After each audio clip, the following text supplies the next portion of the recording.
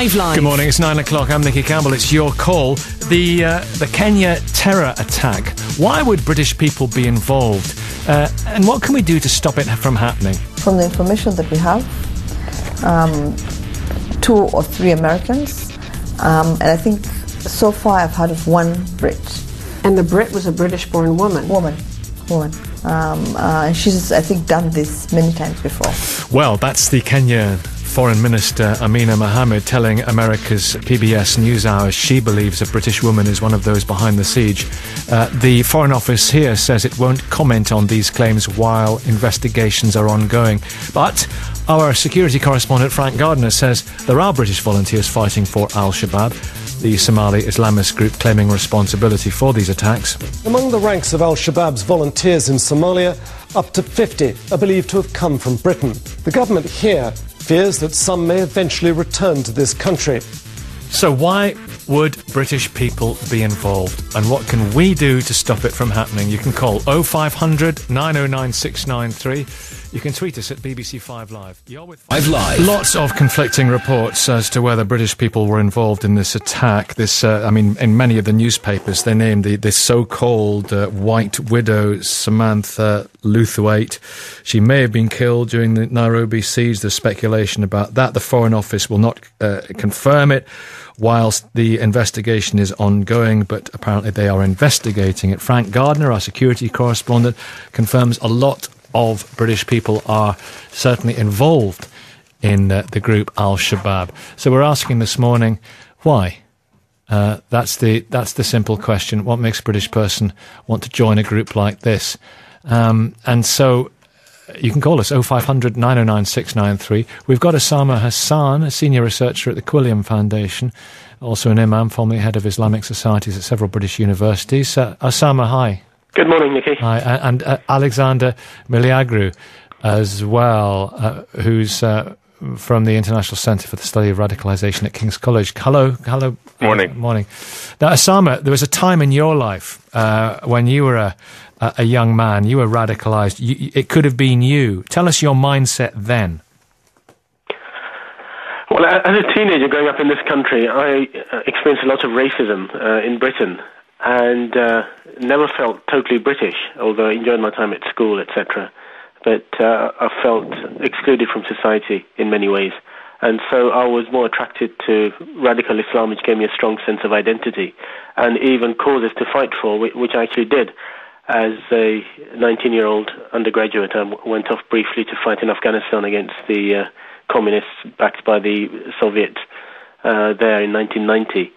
And it's that kind of exclusion, I think, and also an international religious stroke political cause to fight for, which still attracts young men and women even to go abroad to places like Syria and Somalia to join in armed struggle. Now, being as you are now an Islamic scholar, and you of course New York around then, did you now have a very different interpretation of the religious text? Did you then emphasize in your minds the verses of war, as they're called? You know, find the infidel, wherever you find the infidels, slay them. Did those sort of jump out of you back then? And now, of course, you know how to put them into proper context. Yeah, when you're younger, the militancy is quite attractive in many ways. It's quite cool and gives a sense of power. And there's a lot of macho culture as well around that in these groups to fight and to lay down your life, etc. I mean, I was always against the killing of civilians, etc. But saw things as a fair fight as in a military situation, in a war. Then it was something very noble to join up as a soldier. But now, of course, what we've seen is that kind of idea of jihad, which we saw as legitimate against the Soviets and the Afghan communists, and later against the Serbs in Bosnia. That idea of jihad became twisted by Al-Qaeda and its affiliates, including Al-Shabaab, into indiscriminate random violence. And with the idea of an eye for an eye, they say you can attack civilians because civilians are killed in every war. So do they find justification for that in the Quran, the way that they read it? They use verses like an eye for an eye, which is in the Quran, to retaliate. And they say that because civilians are killed in all wars, and their own civilians, if you like, get killed. They say it's acceptable to kill the enemy civilian. This is one of the justifications for attacks like the one in Nairobi, unfortunately, over this weekend. And coming back to your original question, of course, as I got older and deepened my understanding of the Quran and of Islam, it's very clear to me that the essential message of the Quran is around mercy and peace. And war is a necessary evil, unfortunately, and it certainly should not be glorified and made the main centre of attraction for young people, which it is by the militant groups. Alexander Miliagri, what do you make of this, the British involvement in these groups, or British people, I should say? Well, it's unfortunately not the only place British citizens have travelled to in order to join jihadist groups. We tend to have been an exporter of these kind of people for some time. And it's unfortunately it's not a huge surprise. They're pursuing an ideology which has given them a global identity, and told them that their religion orders them to react violently to these perceived injustices against Muslims. Let's go to our callers. We've got Peter in Reading and Nadeem in Doncaster. Nadeem, good morning. What would you like to say?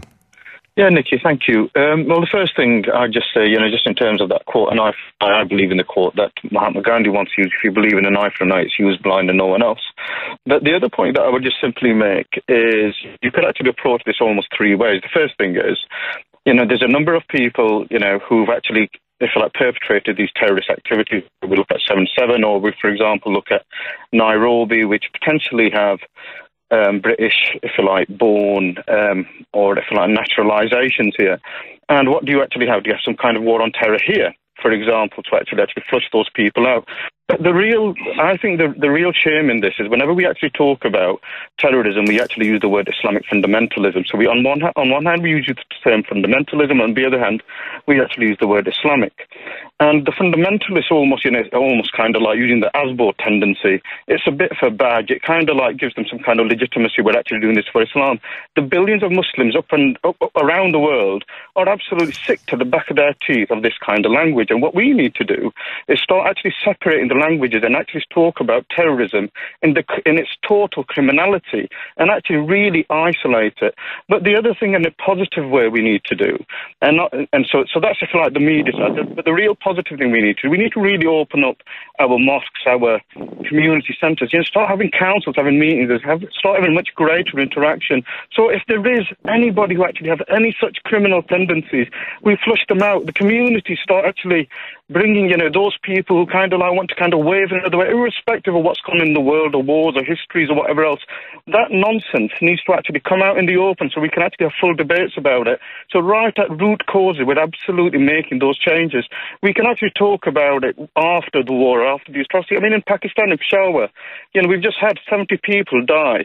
I think, being, of Pakistani origin myself, that's just like political propaganda, it's scaremongering. But 70 Christians have actually lost their life. Ajmal Masroor once said, an attack where an innocent is killed is an attack against all humanity. But what leads to, and it's important you address this, you're speaking a lot of sense, but what leads to the poisoning of the mind that somebody will believe they are doing this in the name of their religion? Their religion is the massive banner above everything that they do. They'll go into a shopping centre, they'll shoot men, women and little children in the name of their God, and a lot of them do that. So how are they all getting poisoned? Well, the thing is, I mean, for me, and I'm going to come back to the point that I initially made, there are criminals amongst us who actually want to, if you like, criminalise other people. We might actually use the word radicalise, irrespective. For me, you're splitting hairs in terms of terminology. What I would like to see is how we actually flush out those criminals. But hang on, they used to say that of. I mean, Ken Livingstone had a quote once when we were back in the 80s. I mean, Osama addressed this. Osama Hassan back in the 80s. Ken Livingstone said, when people called the IRA criminals, Ken Livingstone made the point, whether you agree with them or not, they're not criminals. Criminals don't starve themselves to death. Osama Hassan, and they were quite happy to die in there, Osama, weren't they, these terrorists? Yeah, absolutely. I mean, they have the sense of martyrdom, which they're fighting for, and that's what produces suicide bombers, of course. One problem is terrorism, which is quite rightly, as your caller said, is criminal, and it should be seen as very similar to criminal gangs and things, but on a much glorified and militant scale. On the other hand, there is the the twisting of Islamic teachings for an excessively politicized ideology, which we call excessively political Islam, which is a real problem around the world because it becomes global and it says that there is a war between Muslims and non-Muslims everywhere, all around the world, and that's why you can justify killing your enemies, especially non-Muslims. One of the tweets from Al-Shabaab over the weekend talked about the kafir invaders, meaning the non-Muslims. And this is a really powerful xenophobic ideology which preaches hatred. And there isn't, I mean, it's hard to believe there has been an outbreak of psychopathy and criminality the world over. Peter in Reading, good morning. Oh, good morning. Yes, I understand the Religion of Peace meme has been broadcast on this show, which is interesting because the website, the Religion of Peace, is an extremely good source for all the atrocities committed in the name of Islam, daily really. And the vast majority of those are in fact committed against other Muslims. So it needs to be understood that though the victims of Islam are widespread, the vast majority of them are Muslims of one faith or another. I think that the issue we have here is we don't criticise Islam itself, and we should do in the same way we criticise other religions. The Quran is a violent document. There's over 109 verses that push violence, including 2191 and 3151. But the problem is it's very hard for Muslims to criticise their own belief system and also to leave it. As I understand, the penalty for leaving Islam is death. As a society, we should criticise Islam like we do any other religion. We should point out the problems with it, whether it's from the Prophet's paedophilia to the verses, and we shouldn't excuse it. Okay. There will be people who agree, but many people will be offended by what Assam is at the very forefront of modernisation, and Osama, if you will, address those points. Well, I agree that as society, no religion should be beyond criticism, and we should be able to have a mature debate about all religions, including Judaism, Christianity, Islam, Hinduism, Buddhism, whatever. And all those religions are misused for violent and hateful purposes around the world. You can see Buddhism even in Burma doing that. Let's have a mature debate about it. But we should also just be accurate about things. The Quran is not a violent document. The Quran begins with the names of mercy everywhere. It is about faith and the love of God, etc. The verses about war are very clearly in the situation of war, which every society has gone through, and it starts mainly with defending yourself. In fact, it starts with turning the other cheek. The Old Testament is bloodthirsty as well, but yes, exactly. All scriptures are, but I wouldn't describe the Bible as a violent document. Certainly not the New Testament. It's got the basis of faith throughout the scriptures. It's all about faith and goodness. But there are the New Testament around war and violence which need to be put into place. And the same is true with the Quran. And I think with respect, Peter, generalizations, when you mention a violent document, you mention paedophilia, that doesn't help. That's not contributing to a constructive and positive debate around the issue. I think it's contributing to the fact that the Prophet invented his own belief system, and you have to understand that. That's the issue. It's that you need to treat Muhammad as a great man of history rather than as some sort of a god. And looking at his life as documented in the Hadith proves what I said was correct. Anybody can look up the age of Aisha at marriage, and you look up the problems it causes. But the fact that they had different cultural values back then does not really help us in coming to an answer as to why British people are involved in the group like Al-Shabaab. Mohammed in Lewisham, tell us about yourself, Mohammed. Good morning. Good morning, Mohammed Hassan from Lewisham. I'm just listening to the argument, although I was not listening fully, but. I would like to say that the Al-Shabaab can only be eliminated with the support of the international community as well as local people in Somalia. We do not have... Somalia has been in chaos for the last 23 years, and we do not have enough tools to fight against Al-Shabaab. Thanks for the international community to support AU Army from Kenya, Uganda and Burundi, which are doing a very good job. But in the long term, it's counterproductive because always Al-Shabaab hijack the nationalist ideas. And then they say this is the infidels, they're coming to our country, or fighting with that. But it has been defeated now. Somali strong army with full logistical support from the international community will be the best way to counter the Al-Shabaab ideology and the Shabaab elimination. OK, we'll come back to this. It's 9:20 very nearly, and here's Michelle with the travel news. Well, starting with the M8. Your call. Raffaello Pantucci will be with us soon as well. Alexander Miliagru and Osama Hassan are with us, experts in this field, various aspects thereof. We've got Alan in Doncaster in a minute. Alexander Miliagru, tell us more about this group, Al-Shabaab. Well, they've been in power in Somalia for some years. They won a sort of ongoing war with a number of U.S. or Western-backed warlords, and had been in control of Somalia really from about 2006 up until the African Union decided to start pushing them out. This was a union of really local Eastern African countries, including Uganda, Burundi, and also assisted by Kenya. But, they are a group that has a number of internal splits as well, but one of the more dominant parts of that group are the ones that are linked with Al-Qaeda and who do have a global ideology, and one which begins for them in Somalia and the establishment of Sharia law and sort of an Islamic state there, with the intention of spreading it throughout the rest of the region.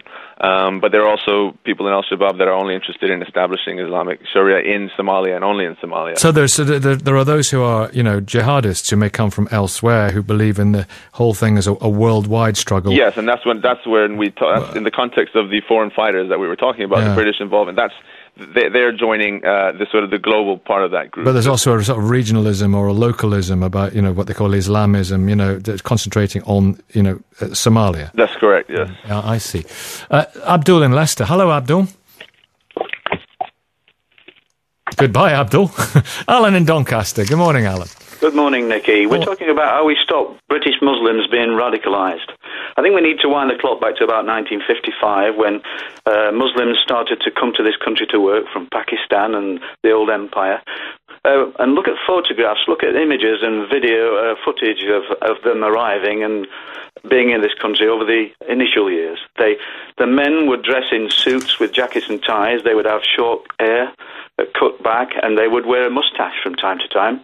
You might see one or two with a beard. And the ladies would walk around with a thin, transparent headscarf over their head. We didn't see burqas and niqabs, and we didn't see men walking around in their religious dress with long beards. It wasn't there. And if you look in images from Iran of that same era, and Egypt, Libya, there were very few people walking around with such extreme dress which says, I am a Muslim. And yet here in Britain, over the last 40 years, that trend's progressed and progressed, which led, of course, to the debate you had just a few weeks ago about whether we should ban the niqab or the burqa in this country. Okay, Osama, this is interesting area. What has happened? Has there been a general sort of increased influence from countries like Saudi Arabia? I mean, where has this come from? If the way people dress, bothers you. The dress issue is partly a manifestation of increased confidence of communities which, as your caller said, were largely immigrant in origin, but now are second or third generation born and bred in Britain. And in the early years, people came as polite guests, if you like, and were very respectful of local societies, customs, etc. What's happened over the last 30 years, or 30 or 40 years, is an assertion of identity, especially, as I said earlier, my own generation experienced a lot of racism growing up in this country until 30 years ago. And that, unfortunately, had an effect. People found an identity in Islam, especially political Islam, which you call Islamism, and which is a worldwide ideology, which said, I'm going to assert my faith and my values as a kind of political statement. Unfortunately, that has happened. It does need to be addressed, why people feel excluded, why they may not feel as loyal to this country, or why they feel a tension between being Western, which these people are. We're all Western here, brought up here. Does it not say in the Quran that you should fit in to societies in which you live if they're not Islamic societies and abide by the laws of those societies? All that stuff's in the Quran, isn't it, Osama? It's not directly in the Quran because the Quran wasn't revealed in a time when that was an issue. The Quran was revealed at a time where it was a new faith, if you like, in idolatrous Arabia. So what that is an interpretation of religious scholars, which is not so well known, actually. Amongst fundamentalist communities, they tend not to talk about those interpretations. They talk about asserting your identity, dressing differently from the non-believers, not imitating non-believers, etc., and not integrating or assimilating into that culture, with the idea that your pure Islamic values might be corrupted by a kind of non-religious Western environment. Now, that kind of attitude and mindset has to be challenged, and there has to be a greater move towards integration and bridge building, really, between people with different values. Raffaello Pantucci joins us, Senior Research Fellow at the Royal United Services Institute. That's a body which focuses on defence and security. Hello.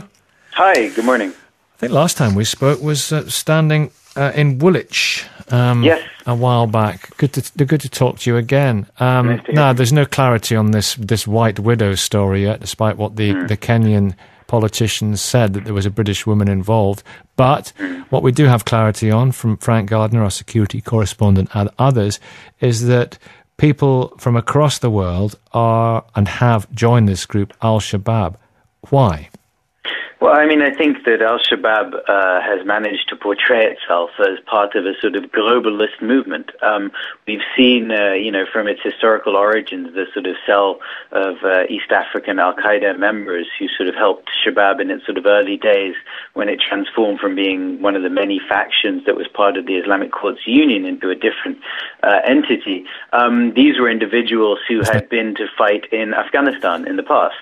And then others were some sort of African Al-Qaeda members. So we've always had a sort of internationalist component has been at the very core of this organization. And what we've seen over time is that this sort of appeal of the battlefield there to Westerners and other foreign nationals has sort of remained in sort of conducting themselves as part of, saying that we're going to use Somalia as a base to establish a sort of emirate and that then we will use to export a wider caliphate, as I think Alex mentioned before. This is something that the organization has managed to always do. I think this particular organization has also been very good at sort of harnessing the power of social media and other sort of new techniques of communication to reach out to a sort of young audience. They are very active on Twitter. Now most sort of terrorist organizations have some sort of a Twitter presence, but Shabaab was one of the sort of earlier ones in doing this. And they've always been very good at sort of targeting their messaging at a sort of younger, westernized audience. Bill, Nicky, if we want to stop young Muslim men from taking up weapons in the name of Islam, we have to get them to integrate. And my last words are this, that in the 70s and 80s, when there was the conflict in Northern Ireland, people recognized immediately that the two the Catholics would grow up in a Catholic school and go to a Catholic school, and the Protestants would be separated. We had separate education, and we knew then, and we spoke then, and politicians said then, we need to get integrated education to get these people to talk and live together and understand each other. And yet, here in the 21st century in Britain, we're encouraging and allowing religious schools, obviously Islamic schools as well, and often Islamic schools are in the news because they're making their young girls as young as 12, 13 wear niqab at school. Well, there's an investigation ongoing at the moment by Ofsted into one of them. Yeah, that's right. And until we put our foot down here in this country... what does putting our foot down mean? Well, it means, for example, when you were interviewing someone who represents the Muslim Brotherhood of Egypt, who's living and working in London. What's that all about? And in Pakistan, they've got their own extremists. They're living in a Muslim country where they've got relative Muslim way of life and rules and regulations and laws. They haven't got Sharia. Some would like that, of course. They've got the death penalty for blasphemy. Yeah, exactly. So, but even in Pakistan, the extremists aren't happy with what they've got. No, let's listen to Bill in Solihull. Hello, Bill. Hi there, Nicky. Good morning. Good morning. Join the conversation. Well, what I is in this whole discussion, we are addressing Al-Shabaab, we have discussions about Al-Qaeda, we have all sorts of discussions across about Muslim extremism. And to begin with, I'm a British Muslim myself, okay? Now, what we don't hear is about Saudi Arabia. And my understanding as being a Muslim is that the doctrine of Wahhabism preaches severe intolerance against everybody. I understand they are our allies. We need them for oil, weapons, exports, all sorts of things. We're talking Saudi Arabia specifically, is where that Wahhabism... Because, Wahhabism, that is a fundamental issue. Takfiri, Wahhabism, Salafism, these are the core issues facing Islam. This is the biggest problem we've had. Stay where you are. Let's get some definitions. Stay where you are, Bill. Let's get some definitions. Osama, quick definitions. Wasabiism. Wahhabism is a very conservative Puritan strain of Islam, which is currently headquartered in Saudi Arabia, and has a stronghold there, and it is supported by a lot of Saudi money, which means it has been exported around the world. And that's Wahhabism. What about Salafism? I'll be with you in a minute, but Salafism? Yeah. Salafism is very similar, actually, but often has a more political element to it. So, and that influences groups like the Muslim Brotherhood and other strains of political Islam around the world, in Tunisia, Hamas in Palestine, and places like that. Okay. Bill, sorry, I just want to get those isms sorted out. Make your point quickly. But the point is, that doesn't... Islam shouldn't be called political Islam because it doesn't. Islam should promote tolerance. If you look at the Somali people just a few years back, maybe 20 years before the civil war, people were colorful. The women wore very colorful clothes. I knew Somali people myself, and that is the same with Pakistani population. My father's side of the family is Pakistani, and I'm Indian. So I've seen the change. So in Pakistan, the cultural change was in the last 30 years since the Al-Haq was, if you're not good at education, okay, let's send him to a madrasa and let him become a religious scholar. Now, if you don't have intelligence to become, if you don't have the intelligence to prove yourself in mainstream education, how can you follow theology? And these people come out as alleged scholars who have no understanding in Saudi-funded madrasas, and they come out with all sorts of different agendas and skewed a version of Islam. Bill, thank you very much. Terrorism. Mm-hmm. And someone's obviously paying for these weapons in Somalia, in Afghanistan, in Chechnya, in Syria. Who's paying for this? Their funding comes from a number of sources. In Africa, it comes from Saudi Arabia. They also get some quick cash from the ivory trade. There's all sorts of stuff going on. Bill, thank you very much for your call. Likewise, Alan, more to come from our experts. And if you've got any questions, Osama is here. It's 9:33 and Ben has the weather. Thank you very much, Nicky. Well, it's what we... Radio 5 Live. Well, very interesting people to talk to on this. Osama's still with us. We're also going to be speaking to Peter Taylor, huge expert on matters of terrorism and militancy, and also we're talking about why a British person would get involved in a group like Al-Shabaab, with our security correspondent Frank Gardner having said as many as 50 are. As to the direct involvement in this particular gruesome attack, the Kenyan foreign minister has said that a British woman was involved. Amina Mohammed told PBS NewsHour in the States that the woman was someone who had done this many times before. Now, this contradicted earlier comments from Kenya's Interior Minister, who suggested that all the attackers were men. It's fueled speculation about the possible involvement of Samantha Lewthwaite, widow of one of the men who carried out the 7/7 London bombings. Now, we're just hearing that the Home Secretary, Theresa May, speaking at a press conference in Pakistan, has said she cannot confirm or deny that a British woman was involved. As I say, we do know as many as 50 British volunteers are involved in Al-Shabaab. Let's get the latest, I think we can right now, from our Kenya correspondent, Karen Allen. Karen, are we moving towards any clearer information on the identification of the attackers? No, we were in a situation where, as you say, we've got the Interior Minister saying one thing. He said that there were no women involved in the group of attackers in the siege, and the Foreign Minister saying there was a British woman that was involved. Now, I've been speaking this morning to the Cabinet Office here in Nairobi to try and get some clarity and to try and get the Kenyan government to speak with one voice. So far, they've declined to do so. I have to say, I've been reporting Kenya for more than 8 years, and this is not an unusual situation where the information flows are not as streamlined as we might have in other parts of the world. And so this kind of confusion is likely to continue for some time. We are expecting, once there is the conclusion of the siege that the President Uhuru Kenyatta will make an address, possibly on national TV, and it's at that point that we may get a little more clarity as to the identity of the attackers. There has been a statement that's been put out by one Somali group on Twitter saying that the suggestion that there was a female British attacker involved is not true. But there's been so much contradictory information, people on the social media networks claiming to have authority on this. But I can tell you that we're none the wiser. And as you say, the British government at the moment not prepared to be drawn on any speculation. We're talking to them on an hourly basis here in Kenya, and their position is still that they will not be drawn on the identities of the attackers. Just very quickly, we're going to speak to Peter Taylor in a second, and calls coming in. Very quickly, what's the latest? Well, certainly we're getting closer to the Westgate Centre. There has been some sporadic gunfire a little earlier this morning, but certainly it's an awful lot quieter. I've spoken to one commander who said that he was hoping to be home by lunchtime in about 2 hours' time, that this will be wrapped up. Certainly the fact that they're bringing journalists much, much closer to the Westgate Centre does suggest that things are drawing to a close. We've seen a lot of kit being moved out. We've seen a change of military vehicles coming out, a shift change, but certainly the fact there is a much more relaxed mood here suggests things really are now drawing to a close. Thank you very much, Karen. It's 9:43.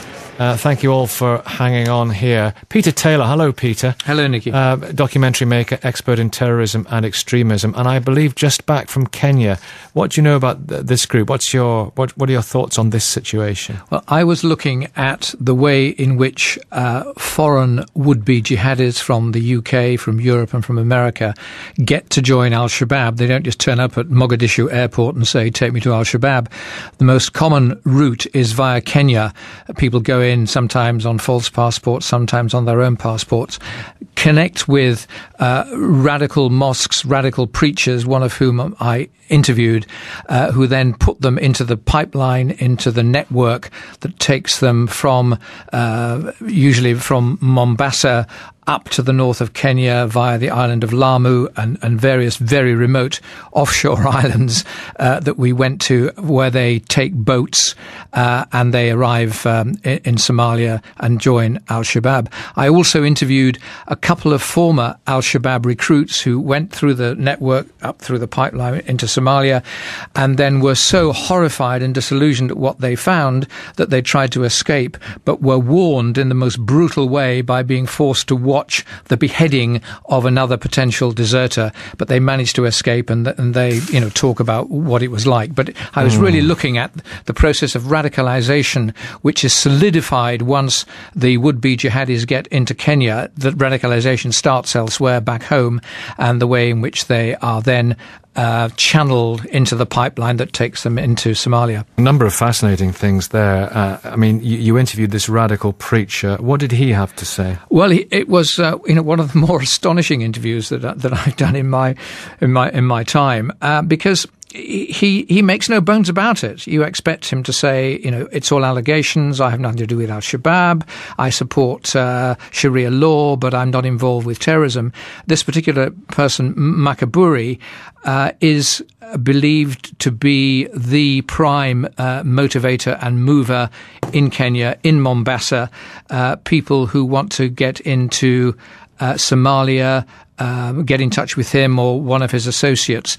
But he makes no apology for it. On the contrary, he's proud of what he does.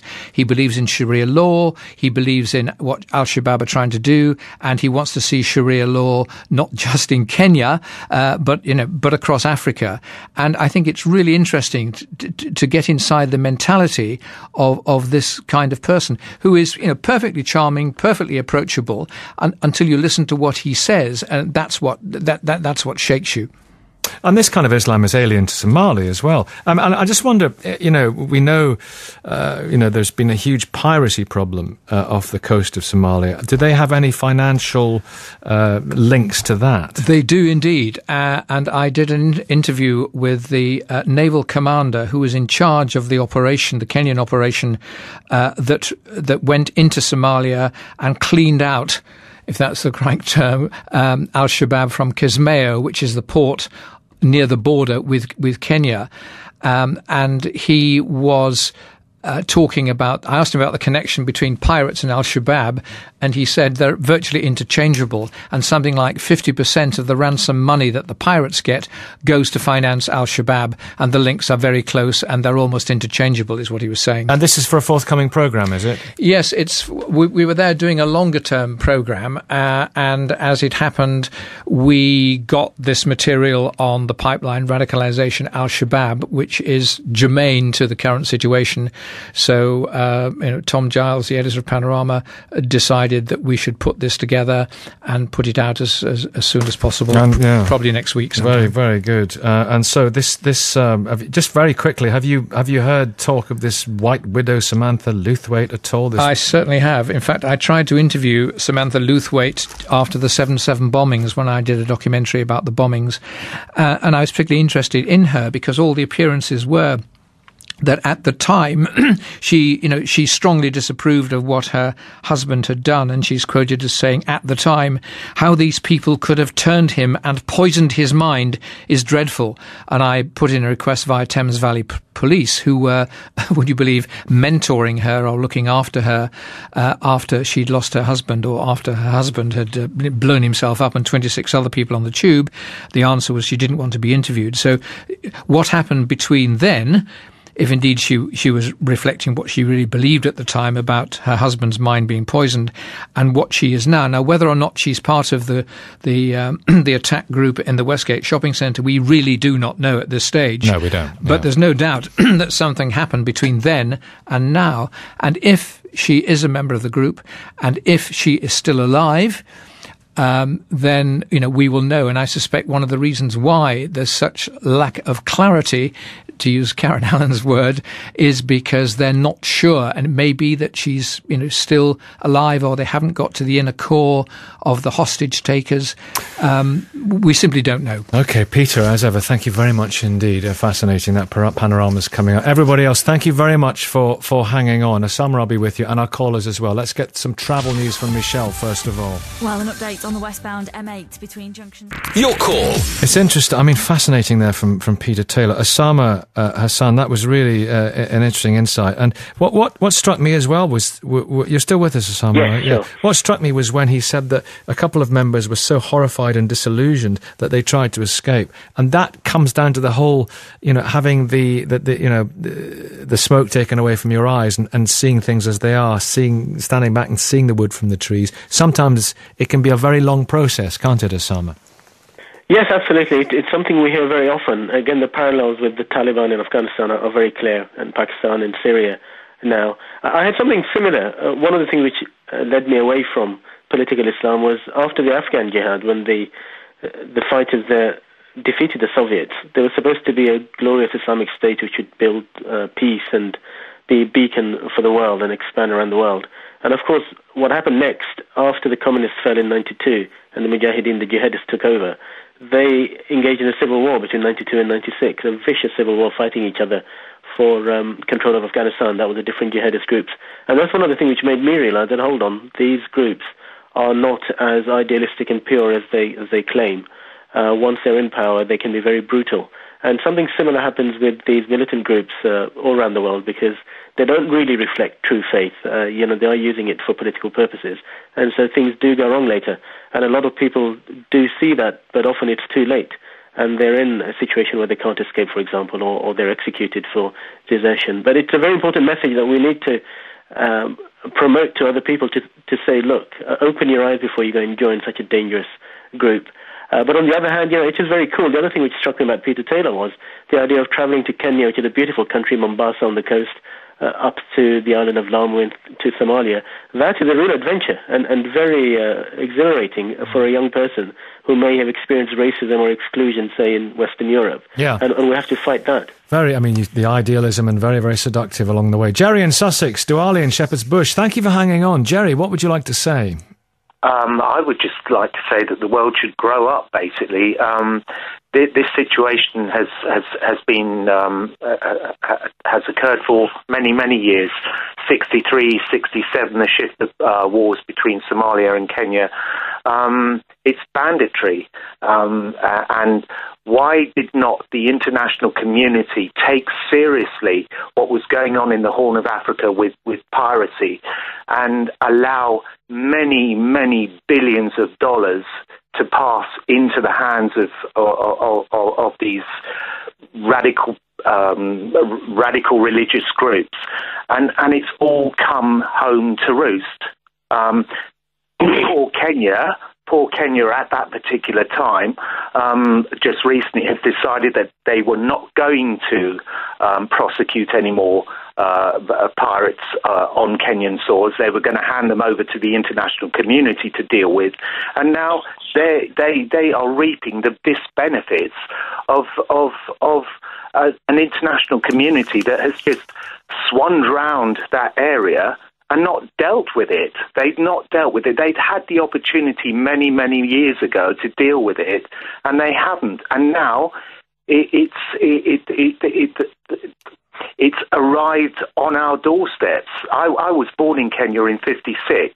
My mother was born in Kenya as well. My sister still lives there, and they just don't deserve to have to deal with an international situation that the Americans, the British have allowed to occur. And it's sad. It really, really is sad, and it's very, for people like me it angers you to think that we've allowed it to happen. But basically, the international community should get together and come up with some coherent and coercive effort to push these people back and deal with them. We can't blame the Kenyans for what's happened. What's happened is historic, and it's very, very sad. Okay, thank you very much, Jerry. Duali, go on. Hello, Nicky Campbell. Good morning. Good morning to you and to your audience today. First and foremost, I want to thank to the Prime Minister of UK, David Cameron, who involved for the support of Somalia, and is the first country, Nairobians, who directly involved for rebuilding of Somalia. But unfortunately, Somalian has no voices. I mean, Somali country or the Somali people is the most suffering nation on earth, and nobody talks about. Who created Al-Shabaab? Nobody talks about. Where they come from? Nobody talks about. I believe Al-Shabaab was created by the invasion of Ethiopians at the end of 2006 when Islamic courts was destroyed. And since we have a havoc wars, Ethiopia, who hold in our territory, Ogaden, are the most appalling situation in Ogaden. People are suffering, especially the women. Women being raped every 5 minutes, 5 or 10 women being raped in Ethiopia. Nobody talks about it.